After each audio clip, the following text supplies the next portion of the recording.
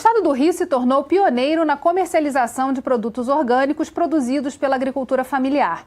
Em 2017, a produção registrou um aumento de 15% a 25%, o que são números bons diante do que a gente está vendo e conversou nos blocos anteriores.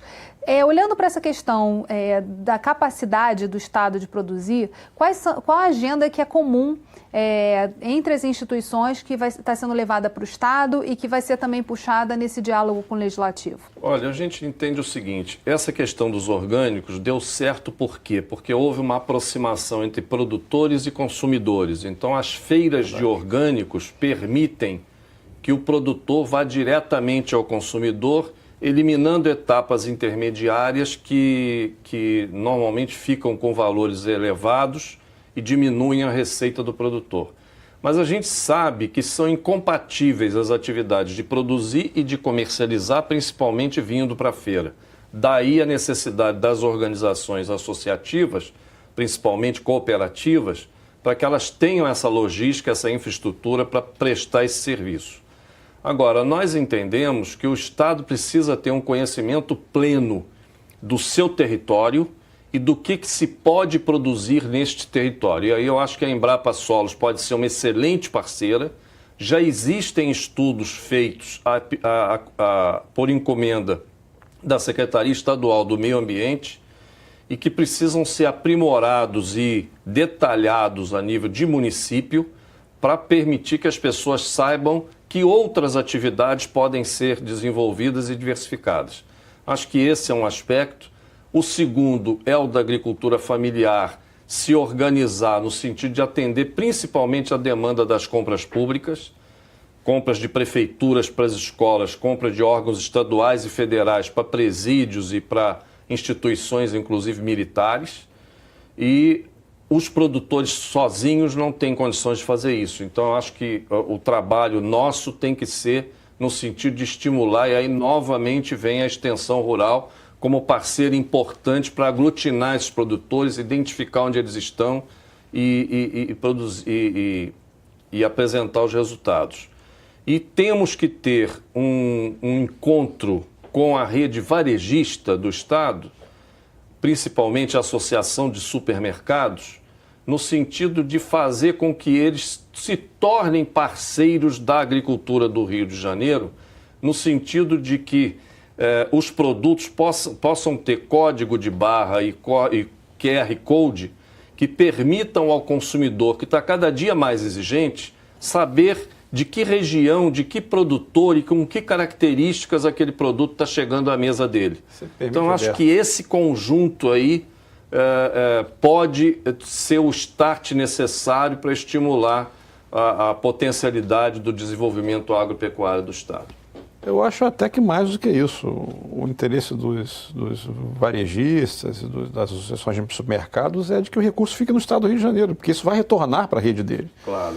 Se o produtor está próximo à região de venda final desse produto, ele vai retornar lá para comprar os insumos dele do dia a dia. É manter esse recurso no Estado do Rio de Janeiro. Eu acho que essa é a lógica que tem que se pensar.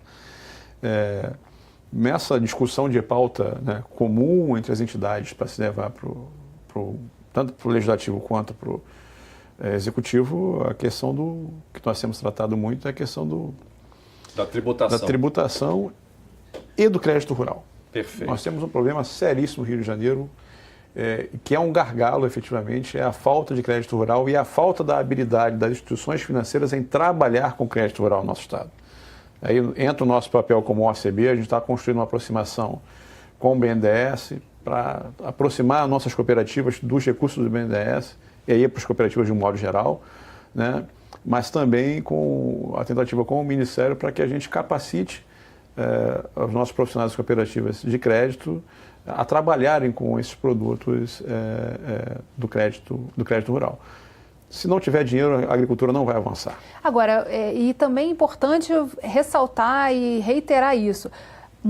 O Estado do Rio é o segundo maior consumidor de produtos agrícolas, quer dizer, de alimentos, geral. E que podem estar, quer dizer, atender esse mercado é a primeira prioridade, talvez a que a gente não esteja conseguindo atingir, né, nesse processo como um todo. O mercado consumidor lá das pessoas tem dificuldade de fazer a logística, de chegar com um preço competitivo O leite é um exemplo claro disso, né? A gente tem hoje algumas distorções na tributação do leite no Rio de Janeiro. A percepção é de que o leite vem de fora com um valor que a produção aqui de Barra Mansa, do lado do Rio de Janeiro, ou de Macuco, perde competitividade, não consegue chegar, né?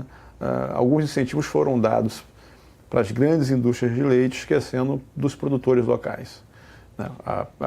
A ideia de que nós vamos trazer grandes números de empregos expressivos nessas regiões, ela não se concretizou.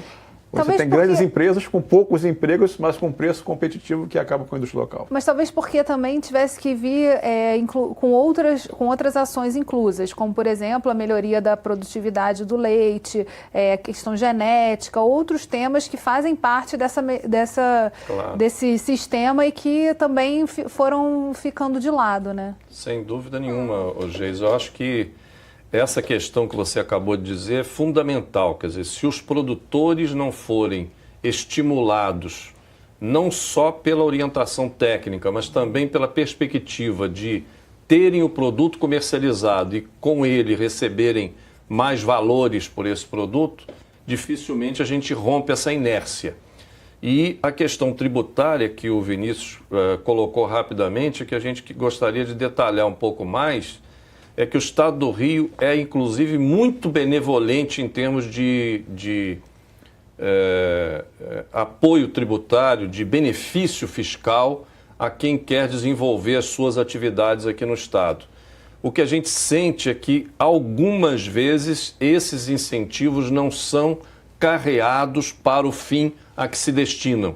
E, portanto, os produtores rurais do Rio de Janeiro acabam não sendo beneficiados. O próprio leite, que tem um incentivo há mais de 20 anos, relativo ao crédito presumido, quando você compara o preço final pago ao produtor do Rio de Janeiro pelo litro de leite na porteira da fazenda e esse mesmo preço pago em São Paulo, Minas Gerais, Espírito Santo ou Paraná, você vê que os nossos preços não são diferentes, em alguns momentos até menores, quando eles deveriam ser, no mínimo, 10% a 14% maiores, em função desse incentivo. São 5 milhões de reais mensais que o Estado deixa de arrecadar e esse dinheiro não está chegando no bolso de quem deveria, que era o produtor, diretamente. Então, acho que essas coisas precisam ser melhor analisadas para que nós possamos prestigiar quem produz aqui dentro do Estado. Quer dizer,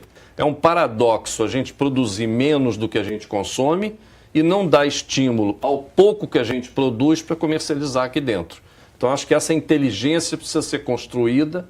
A iniciativa privada, através da Firjan, da OCB, da própria SNA, do próprio SEBRAE, estão estudando esse assunto para apresentar ao governo do Estado em momento oportuno. Mas acho que nós temos que ter um sistema tributário mais inteligente para estimular a que a cadeia produtiva funcione bem dentro do Estado do Rio. Tá aí uma agenda que a gente vai ver sendo discutida aí nos próximos meses. Bem, infelizmente o programa chegou ao fim. Obrigada, Alberto. Obrigada, Vinícius. E obrigada a você, telespectador, que acompanha a gente até aqui. Você já assinou nosso canal no YouTube? Vai lá. E se você deseja enviar dúvidas e sugestões, nossos endereços de e-mail e WhatsApp estão aparecendo aí na sua tela. TV Alerj, o canal do Povo Fluminense. Até a próxima.